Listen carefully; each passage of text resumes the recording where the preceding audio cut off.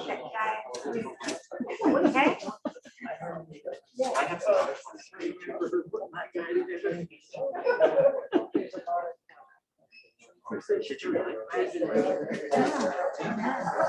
And that is so good.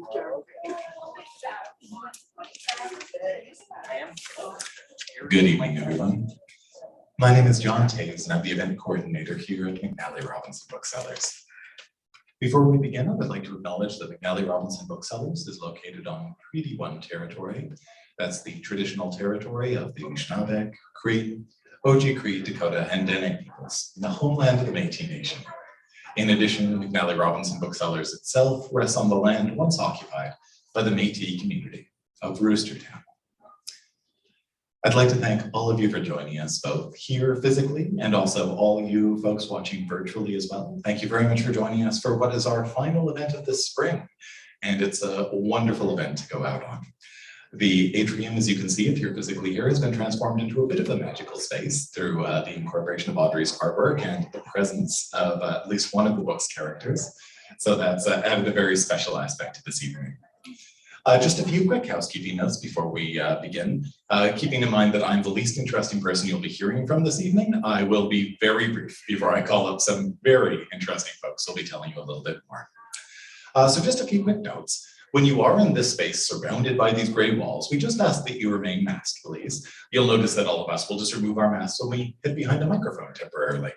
Once we move outside of the space for the signing, at that point, masks will not be required, but they are recommended.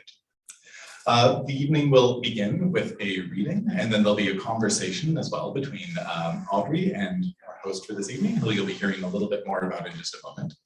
Following that, there'll be an opportunity for you to ask questions.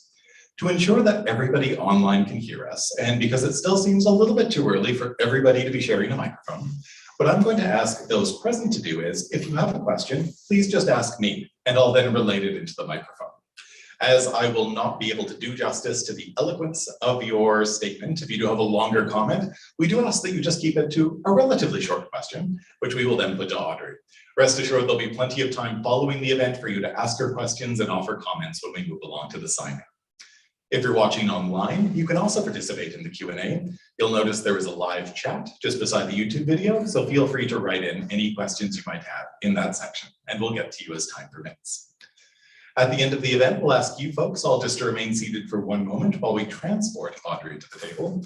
And at that point, we'll let you know when it's time to come over and get a copy of The Pond and Beyond signed. And that is indeed the book we are celebrating the launch of here tonight.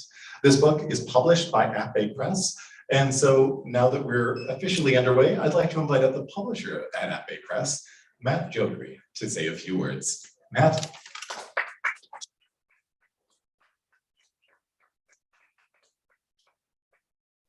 Yes, I get to take this thing off. Hi, everybody. I'm Matt Jodry. I'm the publisher of At-Bay Press. As John stated, he wasn't lying. That is the truth. I am so thrilled to see this book come to life and become an actual physical thing. It's one of the most interesting books we've ever put together. And I'm just so very thrilled to be able to see it in actual reality. It's just so great. But that's not my job. That's somebody else's job to talk about the book. I'm really just here to thank you guys for coming, for making it out and being a part of this tonight. And of course, to celebrate Audrey. And I also have the honor of introducing our host this evening. And so our host this evening is Erwin Huebner. And I've known Erwin now, well, I'm not even going to try to guess how many years it's been because I'm starting to show my age. I can't keep it all up here for very long these days. But I was introduced to Erwin through Karen Clavel, and it was really Erwin's work that I was introduced to. I was never introduced to Erwin. I just got to see his work, and I was absolutely enthralled by Erwin's singularity and his uniqueness in his book craftsmanship, his book making, and his understanding of the form. And it really was something special to see. And the first time I saw it was at his display of books at the U of M, where Karen had taken me. And then afterwards, I got to meet Erwin, and as it turned out, we had genuine interests aligned in the worlds that are tiny and small. And I only knew Erwin because of his bookmaking. I did not realize that Erwin was a professor at the U of M of microbiology, and what a special thing to have unfold in front of you. Erwin was kind enough to take me behind the scenes and show me those magical worlds through the lens of the microscope. And what was really special about it was that I'm a bit of an amateur lepidopterist, so I collect butterflies. And I don't pin them up or anything, I just take photographs. And when I find dead specimens, I keep them and I give them to Erwin. Sounds a little morbid, but what we do is we look at them through the microscope. And I've had the pleasure of seeing so many of my favorite creatures blown up 1,000, 2,000, 3,000 times the size, to the point where I can see the beauty of each individual scale. And that's why I think Erwin is the perfect host tonight, because this book is all about little worlds. And it's about the worlds that we take for granted, the worlds that we don't always see, and the worlds that we just step over as human beings. And Erwin is keenly focused on those worlds and those facets and those beauties. And so he's the perfect host, and it's my pleasure to welcome him to the podium. Thank you.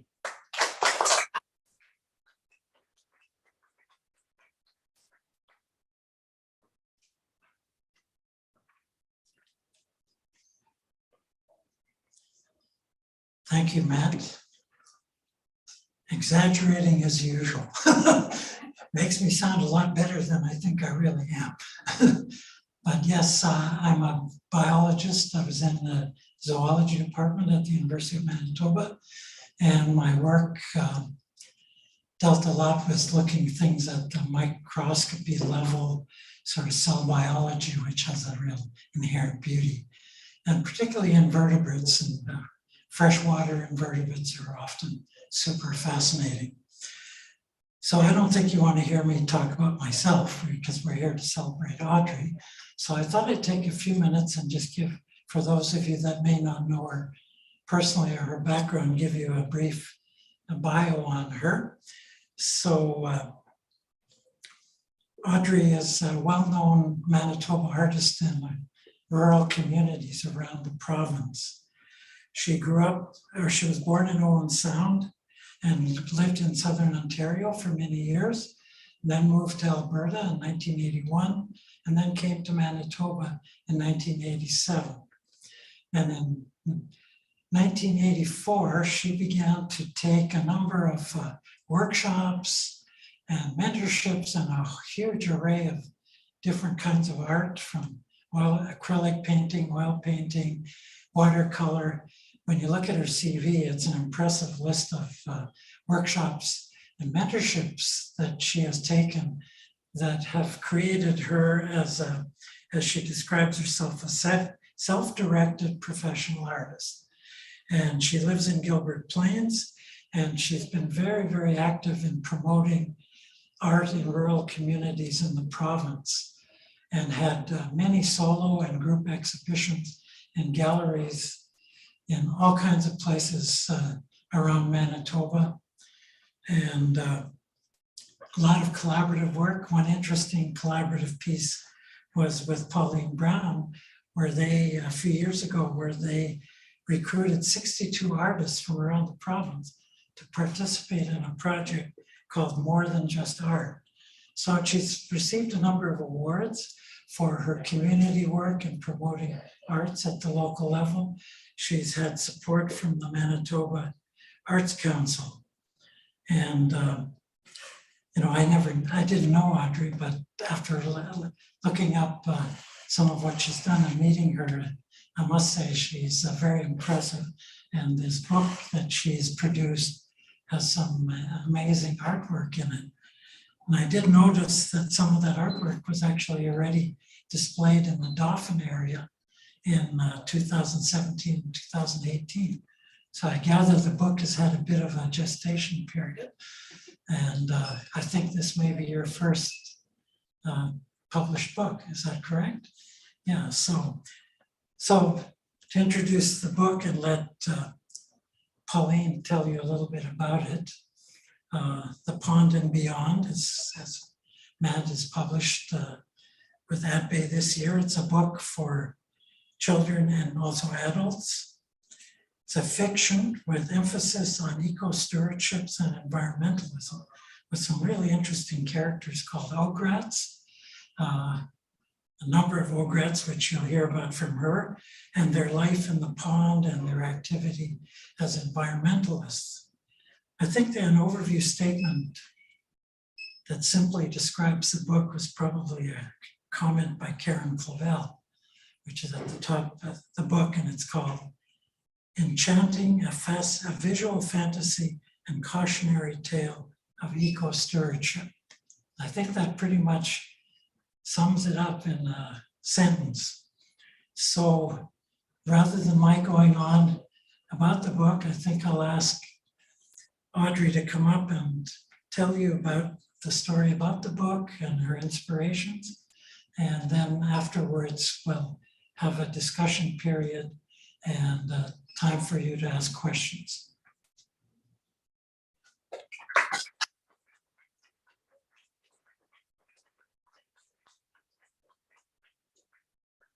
Well,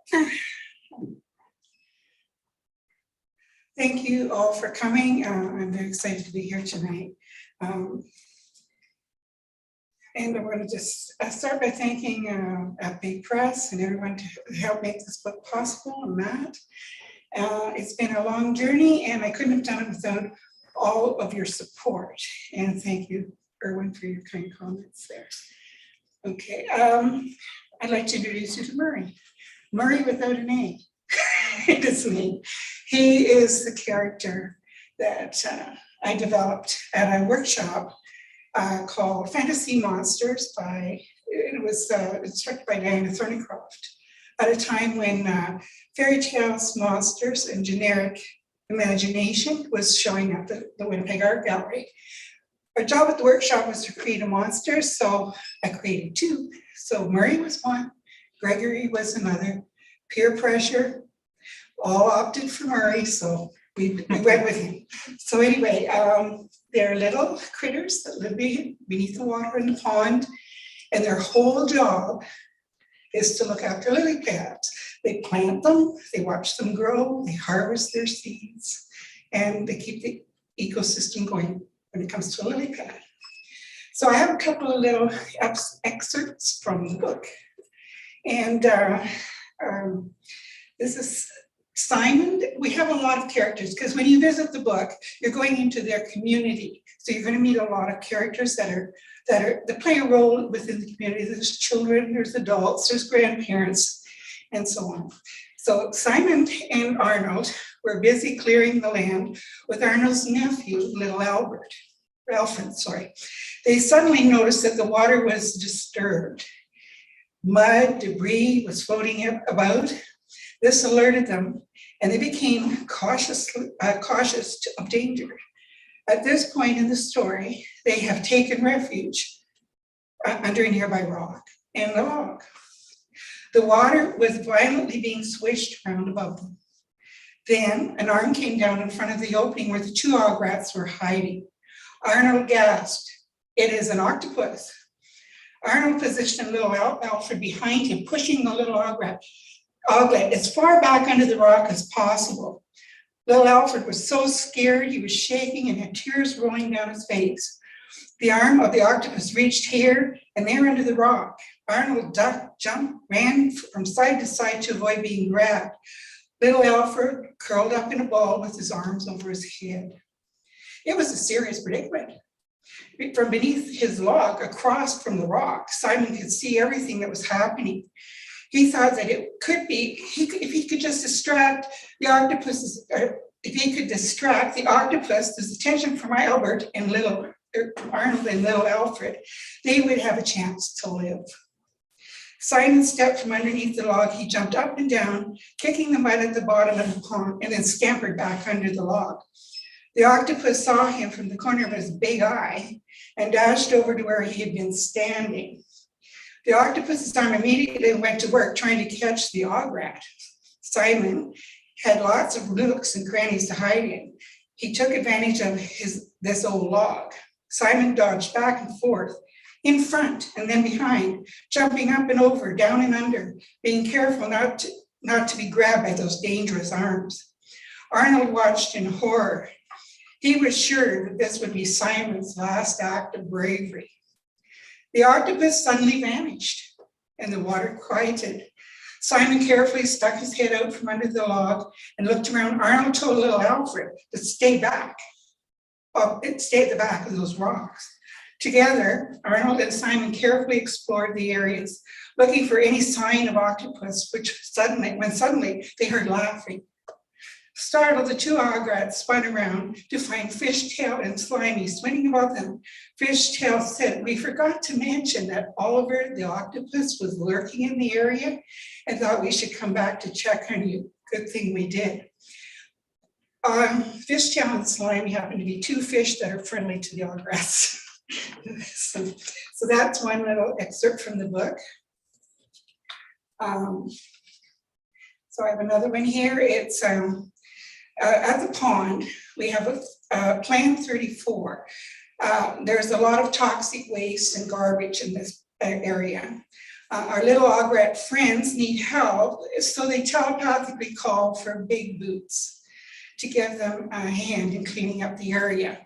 You must realize that they're in a pond and a human comes in, they see just their boots, so Big Boots is the name. So while they waited for the arrival of Big Boots, Murray and the other ogrets devised a system that would show Big Boots where the garbage was located.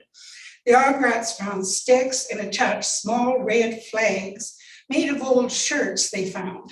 The flags were just above the water to draw attention to where the piles of garbage were.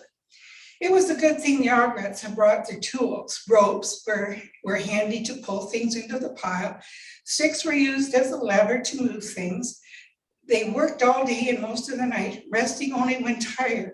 They were on a tight timeline, so needed to get the job finished as fast as possible. Pile after pile of garbage was lying around the edge of the pond. Pile after pile on the bottoms of the pond and beyond. The ogrets worked feverishly, finding broken glass, plastic shopping bags, tin cans, old tires, furniture, clothing, and so much more garbage. The ogrets needed to be careful. There was a number of containers of black and greenish liquid oozing from them. This was the most dangerous to the environment. They hoped Big Boots would bring lots of wagons and trucks to help carry this away. So that's a little bit from Big Boots. So the last one I have from excerpt from the book is Fiona, who's Murray's wife, or wifeling is in the book, is going on a date with her hubling, the husband, and they don't go out very often, so this was a pretty big treat for them. Fiona started to get ready for a date with her hubling. She looked into the mirror, put a little red lipstick, and then some dark green eyeshadow to make her eyes look bigger. Combed her hair so it stood up tall, and then Fiona spritzed her neck and shoulders with her favorite perfume, the sweet scent of lily. She was ready to go. Fiona thought they should have something special to enjoy at the lake. She then went to the kitchen and packed a basket of glasses, plates, a cake, and a small bottle of spirited grog. After all, it was a special occasion and they were adults. While Fiona got ready, Murray had stepped out momentarily as he needed to remind Herman to take some special tools to the field the next day. Murray arrived home, and upon seeing her, his heart melted. His wifeling looked beautiful. Murray picked up his picnic baskets and took her by the hand, and they left the house and headed for the lake. It was a clear night. They sat on the lily pad by the shore, Murray and Fiona, protected by the light of night.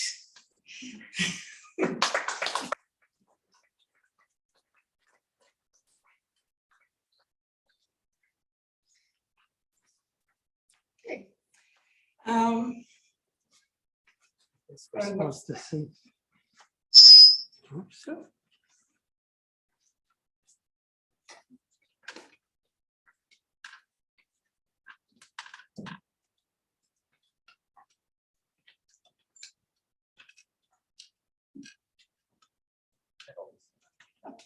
So this is the unrehearsed part. Now we're gonna wing it. If any of you have questions, feel free to interject. Thank you for those readings. It's really interesting. I have to confess, as a scientist who worked in certain areas of biology, you have to somehow kind of put a mask on to remember that fiction can be quite different than the reality of what creatures are doing and how they manage to live in water. And you have to keep, if you're approaching a book as a scientist, you have to keep reminding yourself that, hey, chill out a little bit, have a little latitude. Because an octopus normally would live in the ocean, but this one will live in fresh water. So it's a theoretical octopus. It's a theoretical, and you will find more of those. But they do when they're walking. They're going to visit another area. It does tell you that they do have the sweet taste of sweet water, but they get the occasional bit of salt water. So there's possibilities. In getting ready to write the book, did you do much sort of background reading about the environment and the ecology? And that just kind of came as I went along. It was first the character. I drew the character, and then it was just like the book kind of came out of the fog, and all of a sudden everything started to develop. So as you went along, you could I do a little bit of research, make sure it's not. There's a little bit of truth in there, a little bit. But it was more to keep it like a real fantasy and enjoyable. And who knows? They could have been aliens. You never know. so it's an evolution. It's an evolution, yeah. So the Ogres, they're quite fierce looking, but they're very friendly and they're very community oriented. So do they speak English? They have a telepathic way of communicating with most other animals. Humans, they all get together in a bunch. If they want to contact the humans, like big boots, they all stand and concentrate and they get their message out there. They will communicate with the fish, like Fishtail and Slimy. They got communications going with them. You'll probably, Cory, the crayfish. Oh, yes. Well, they don't like him much, but he's kind of a mean devil. But they can communicate with him too, and they know when he's around, so. Well, he plays his role. He plays his role, yes. And the light of night, but the Ograts, they kind of work all day under the water, but if they want to go and play, they come up at night where they're safe. And they are protected by a light. Where it comes from, they don't know, but they're protected. So they go sailing and they have a great time at night. And then they go back home and continue on their days. Ken, do you have a question? Read J.R.R. Okay, Lord of the Rings. No, I haven't. You will enjoy it. I will enjoy it, yes. Actually, it's sitting on my table. But yes, Ben. So I'm remembering back to, I think 2012, something like that. Yeah. When you started this underwater community. Yes. They look completely different. Yes, Yeah. they evolved. And so that was the beginning? That's the beginning. 10 years since the sketches and the first paintings were done. Yeah. Yes. To get your concept for developing these Ograts, did you study underwater creatures? And it's all. It's my imagination. I have a very vivid imagination. So if I kind of see it in my head, And then it develops like the composition, the colors, takes a couple of months swirling around in there. And then finally it's a quick sketch and then it's onto the canvas.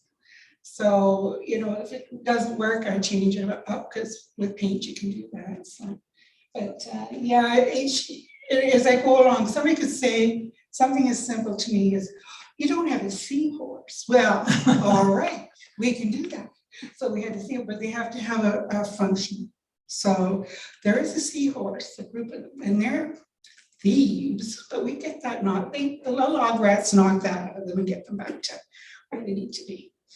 Make them more social and less of a. So I get a sense there might be a sequel. It could be. Well, it begs the question, if the seeds are in the seed pods, how did they get there? So there could be some harvesters come in. Cool. So it sounds like you were able to create your own physics and your own logic in Yes. this ecosystem. Was it wieldy or hard to keep that in mind, or was it fun? It was fun. It was pure fun, yeah. And like for the ecosystem, the environmental issue that they had with everything, they were totally, like the dog rats were totally disgusted and shocked. But they decided that's their job. They're going to clean this mess up. As a result of the mess they found, that was the end result. It's the cover of the book. So everything came back quicker than they had anticipated. So everything is, and they find an algae bloom, but they don't quite deal with that in the same manner, but it's dealt with as well. But yeah, it's just the fun of it and just using your imagination. And sometimes you can get a little methodical and trying to you don't want to get it too heavy. So, you know, I like to keep it pretty light reading. How long does it take you to actually do all the writing? The writing, it started, when I do each painting, I do an artist's statement. This is what I was advised to do, so it's usually one paragraph. Well, thanks to Matt, the paragraphs grew into chapters. So it didn't take all that long, but it worked well. But I had the paintings to use as a reference, so it was pretty easy from that point. I'm sorry to interrupt. Just a reminder to everybody that we do need an opportunity just to repeat the questions into the microphone. We've had several people who are watching online who just want to know what the questions are. So we just want to make sure that gets across. So just for those of you watching, there was one question about how the world was created and another question about the process of how the world came together. And initially there was a question as to whether or not Audrey had read the works of J.R.R. Tolkien. So thank you all very much. Were there any further questions? So it was a fun process and an enjoyable book to write. So I'm hoping everybody will enjoy it.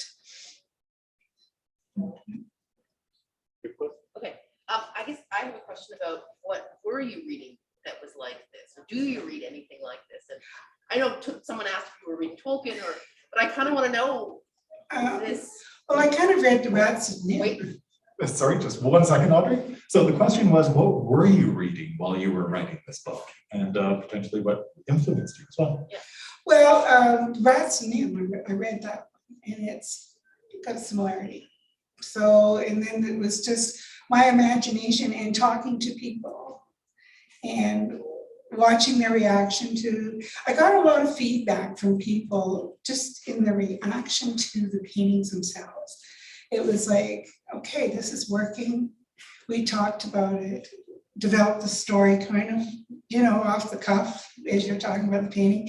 And I'm thinking, okay, remember this because you're going to write this down. But that's basically, it was my imagination and just stretching it out.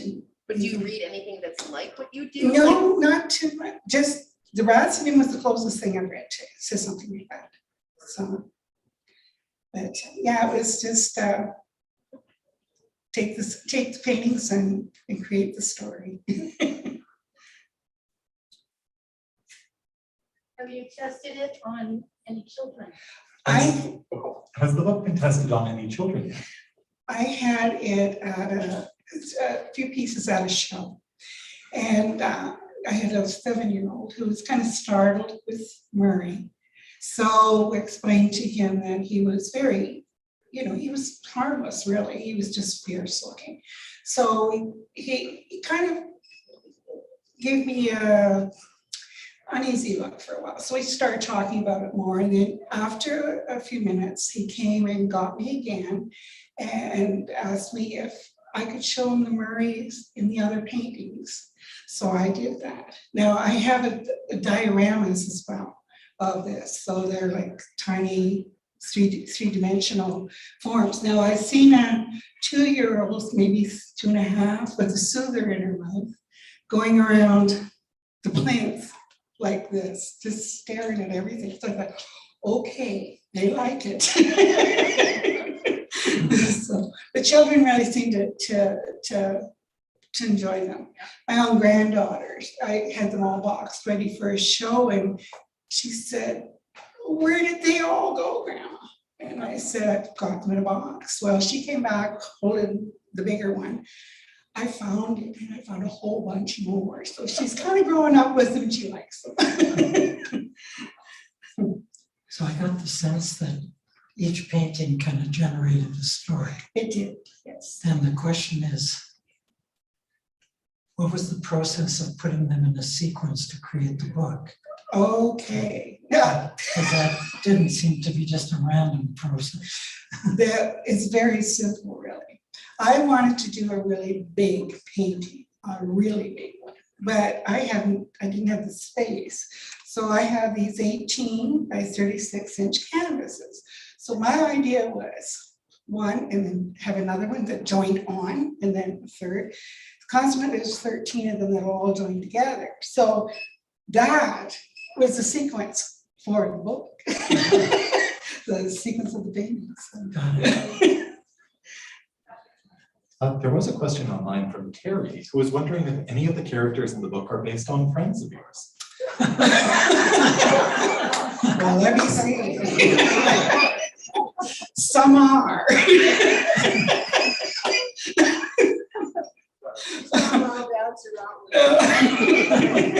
They're all friendly, and if they are, they should be proud. But, I'm wondering what Murray is made out of, clay or? okay. So this is a question about the character of Murray, who is sitting in a chair just beside Audrey at the moment, and what he is made of. Well, it's, I'll give you a little history on Murray. I was heading for an artist retreat with a friend of mine, and all the way up, I've been kind of bugging her saying, I'd really like to build one out of, make him a 3D object. So a little while later, she said, come with me, and I found a lady who had the materials. He is made out of chicken wire. That is surrounded by plaster that you put around your arm. We have parts of a broom on this one. There's paint rags inside of them. There are paper towel hold, whatever I could find, and you just wrapped it with this clay or clay plaster. And this guy is kind of he's a kind of an annoyance because he steals my paintbrushes all the time. He never says much, but he's always lurking in the background. But yeah, it's just made out of, when I did the dioramas, I also made them out of plaster, Paris, and chicken wire. So, and then painted with acrylics. And so, yeah, that's Murray.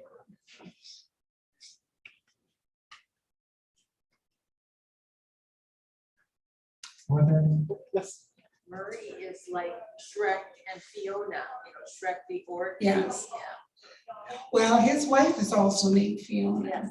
Yes. And he has he has 4 children at the start of the book, and 2 more come in during the book.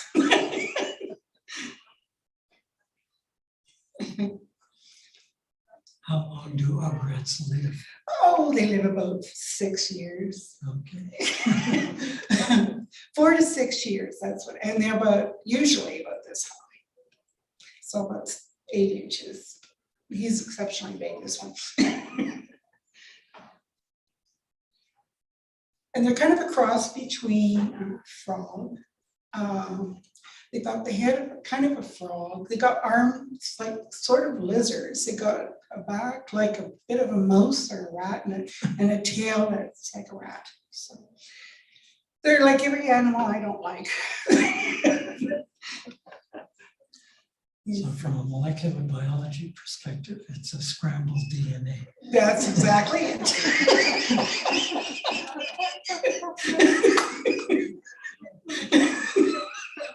Is that a biology joke? Yeah, is it like a chimera? What's the term for something that's Well, hard? chimera is where you take and surgically connect. Okay. Like there's some early experiments done on amphibian development where people would take a limb, or on chick development. You could take an area that's going to form a limb and transplant it onto a developing chick embryo in a different location. And depending on its stage of development, it may then develop, and that whole structure would be a chimera because it's two things joined that normally wouldn't be. It's also sometimes you join two things together that are very similar. It's called parabiosis. Interesting. I used to teach developmental biology. Perfect. Why would you do that? It's usually, The question was, why would you do that? well, scientifically, people are interested in what are the control mechanisms that cause structures to form the way they do. Like if you think about how we originate as an egg that gets fertilized, goes through all the divisions, and you've got a whole population of cells, and some of them will form, part of an eye structure, liver, kidney. And then the questions people ask is, what are the minute steps that trigger that particular group to form that structure? And so by doing experimental manipulation, you can see if it's already programmed or it can be altered by the environment. Because the environment can have a big influence. Anyway, I shouldn't be teaching biology. We're supposed to be talking about ogrets. Biology of progress, behind the scenes story. Yeah, you have to come up with a genus and species name. Is there an evolutionary process to these characters? Is there an evolutionary process for these characters? They kind of magically appeared in one section of the world where nobody has been visited. So how they got there, no one knows.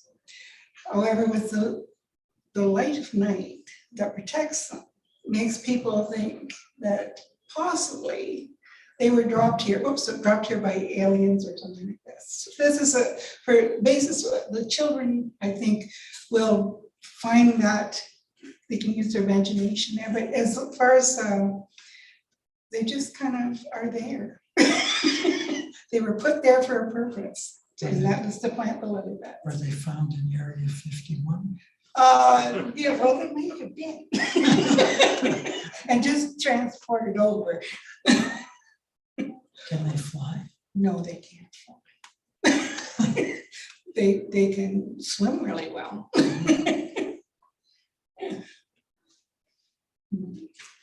An interesting combination of characters.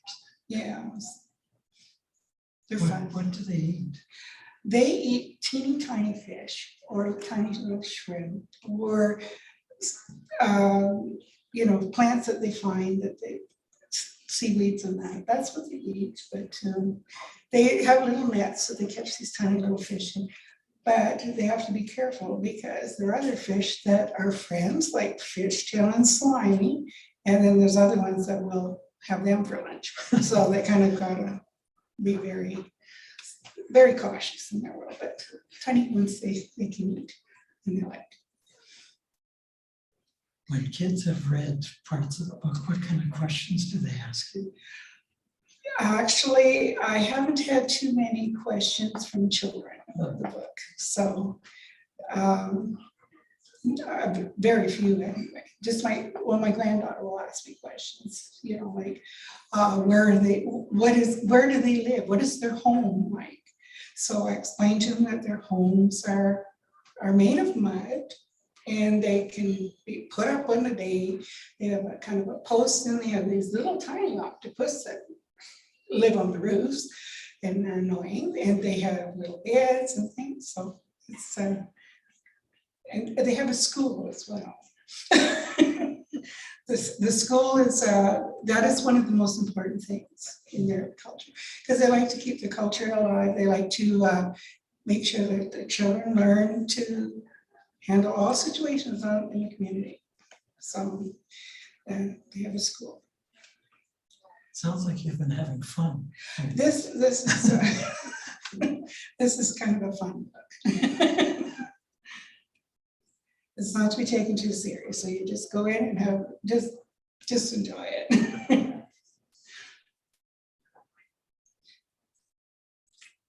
Any other comments? What's next? What are you working on now? So what is next, Audrey?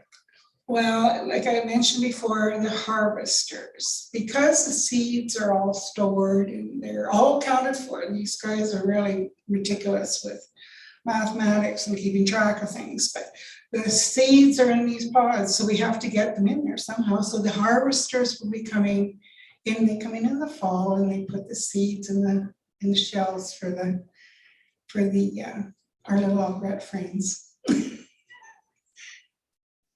And we'll be developing that, and that's what I have in mind. And these Algrets kind of deal a little more with climate change than the environment. So we're kind of moving it around a little bit. Are you working on new paintings?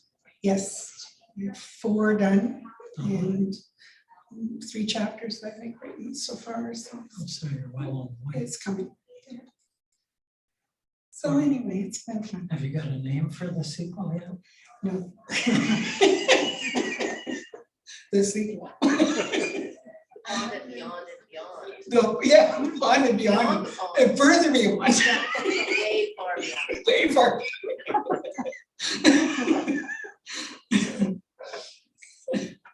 Will there be another Murray and the new Yes, different? a different Murray, but the same.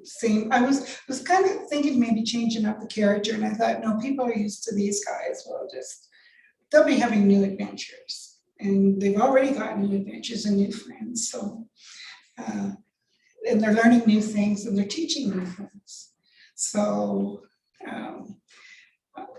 not to give too much away, but they're into a bit of holistic medicine too, because they have to be at this point. In the story. So we're working on it. Will they try to do something about microplastics? Well, yeah, that's a nasty. We could look into that one. Well, there's so many aspects to pollution. I know. It's a never-ending story. Yes, that's correct. And you could just pick any subject and just run with it. But it all affects. It affects everything in nature. So it's just hopefully it'll just spark a little interest in kids to, all right, we got to handle this now. For the next generation, we're gonna tackle it, get it cleaned up. That's kind of why I asked that question. Audrey, I'm curious, what are the artists doing in the Algret's community? The question is, what are the artists doing in the Algret community? I actually haven't brought too many of them in, but there are a few in there. But they do mostly design work. they do flower arranging and that stuff. I haven't really brought any artists to work yet. Are there any artists named Audrey? No, actually not. And in the back of the book, there's a whole list of the names of the characters. And so I decided that not my name. It's not one of the characters.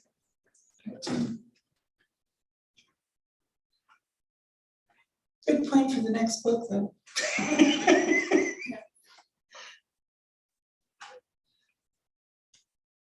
Well, if there are no further immediate questions from folks here, if you have had any closing comments or anything you might like to offer at the end of the event? I'd like to thank you all for coming and hope if you have a copy of the book, hope you really enjoy it. I hope you enjoy hearing about it and just have fun with it. Yes, thank you for coming and indulging us. Yes.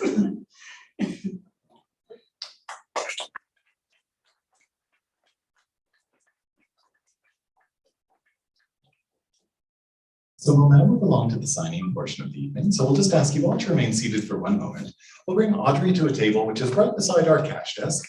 And then I'll let you know when she's good to go and you can come and have books signed. Please do feel free to have a copy of the book signed before you pay for it. Feel free to visit our cash desk first as well. There are copies of the book there too. Just please do remember to pay for the book at some point tonight. Other than that, your host for the evening was Erwin Huebner, the author, Audrey Lute, the book, The Pond and Beyond, and the publisher at Bay Press. Thank you all so very much for joining us, and please do give them all a warm round of applause.